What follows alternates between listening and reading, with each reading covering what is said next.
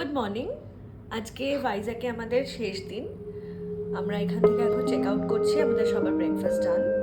আমরা এখন আরাকু যাব, আর আরাকুতে আমরা কোন প্রপার্টি নিয়েছি, কোথায় থাকছি সব তোমাদের সাথে শেয়ার করব। সো দেখতে থাকো।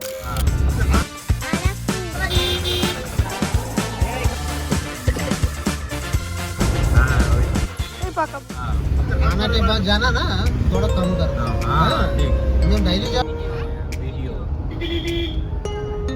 ভাইজ্যাক সিরিজের 4th ডেতে তোমাদের সবাইকে ওয়েলকাম। যেরকম বললাম, আমরা আজকে আরাকু যাচ্ছি, তো চলো দেখতে থাকো।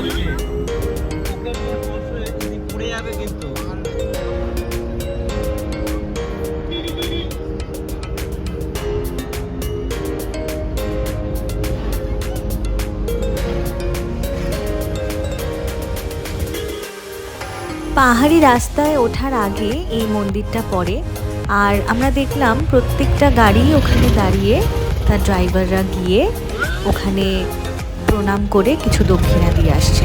এটা হয়তো ওখানকার রীতি, যেটা আমাদের খুব ভালো লাগলো।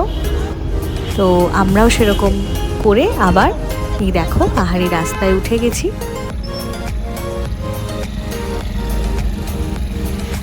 আমরা চলে এসেছি আমাদের হোটেলে। এটা the mountain view resort Araku. এখানে আমাদের পার রুম পড়েছিল 3000 টাকা করে। আমরা কটেজ নিয়েছিলাম।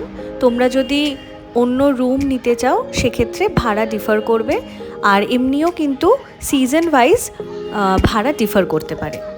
হোটেলটা ছিল মোটামুটি, খুব ভালো বলবো না, কারণ ওদের সার্ভিস একদমই ভালো ছিল না। ওদের ম্যান পাওয়ার খুব কম ছিল, তাই হঠাৎ করে বেশি ক্রাউড হয়ে যাওয়ায় ম্যানেজ করতে অসুবিধা হচ্ছিল।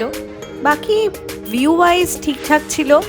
আরাকু ভ্যালির একদম ওপরে নয়, কিন্তু এখান থেকে ভ্যালি দেখতে পাওয়া যায়। আরাকু ভ্যালির ওপরে সেরকম ভালো কিছু রিসর্ট অপশন আমরা পাইনি। একটা ভালো। কোথায় যাচ্ছি আমরা এখন? কোথায় কোথায় বল? হ্যাঁ, আরাকুর না, আরাকু। আর আমাদের হোটেলটা কেমন লাগছে? মোটামুটি বল।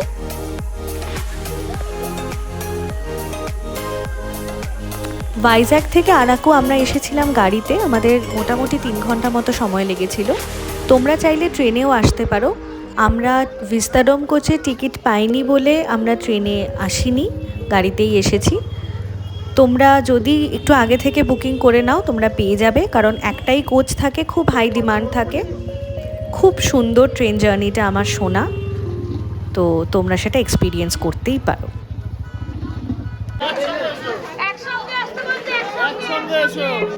আরাকুর ব্যাম্বু চিকেনের কথা হয়তো তোমরা অনেকেই জানো, অবশ্যই কিন্তু আসলে ট্রাই করো।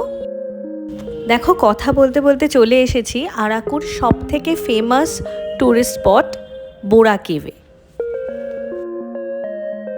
এখানে একটা কথা বলে দিই, এই কেভটাতে যেতে গেলে অনেকগুলো সিঁড়ি পেরিয়ে যেতে হবে, এবং কেভের ভেতরেও কিন্তু অনেকটা হাঁটতে হয়। তাই আপনাদের মধ্যে কারোর যদি পায়ের সমস্যা থেকে থাকে সেক্ষেত্রে না যাওয়াটাই বেটার হবে, কারণ উঠতে সমস্যা হতে পারে।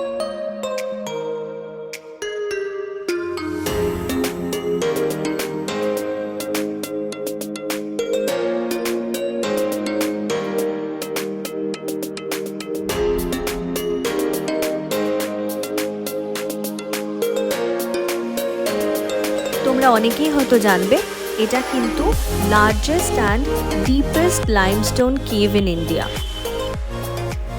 ভিড় দেখে আশা করি আন্দাজ করতেই পারছো কেন বলেছিলাম এটা আরাকুর মোস্ট ফেমাস ট্যুরিস্ট স্পট। আর এখানে কিন্তু একটা শিব টেম্পলও রয়েছে, যেটা যাওয়ার জন্য অনেকটা ওপরে উঠতে হয়। আমি উঠিনি, কারণ আমার একটু হাইট ইস্যু রয়েছে, আমার বেশি ওপরে উঠলে মাথা ঘোরে, সেই জন্য আমি উঠিনি। তোমরা গেলে তোমাদের যদি কোনো সমস্যা না হয় তোমরা অবশ্যই উঠতে পারো।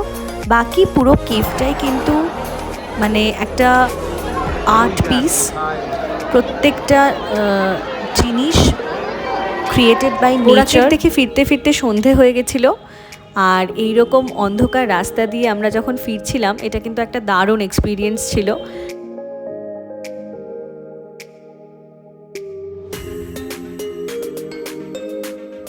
তারপর আমাদের হোটেলে ফিরে আমরা একটু বনফায়ার করলাম, কারণ ভাইজ্যাগে যতটাই গরম ছিল আরাকুতে কিন্তু বেশ ঠান্ডা লাগছিল রাতের দিকে বিশেষ করে।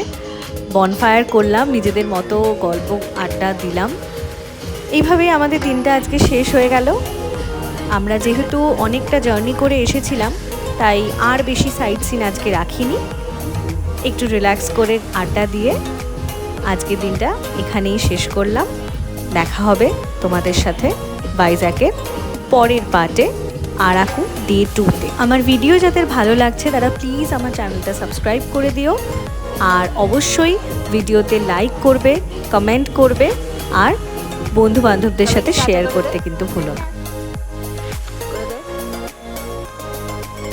উল্টে পড়বি কিন্তু, এই পাকা বুড়ি, এদিকে তাকা, এদিকে তাকা।